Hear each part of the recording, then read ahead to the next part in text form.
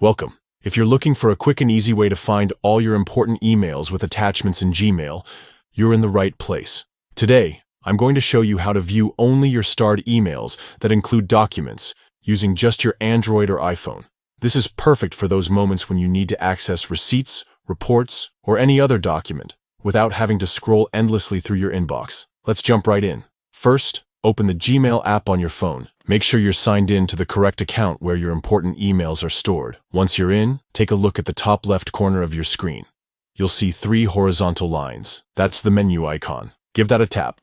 From the list that appears, scroll down until you see the starred option. This is the section where Gmail keeps all the emails you've marked with a star. Go ahead and tap on starred to open it. Now, you might notice you still have a lot of emails here. Some with attachments, some without. To filter this view even further, look just beneath the search bar at the top of the screen. You'll find a row of filters, and one of them is labeled Attachment. Tap on Attachment. With this filter on, Gmail will now show just your starred emails that contain any type of attachment. But we're not done yet. Next, to narrow things down to only documents, select Documents from the options that appear.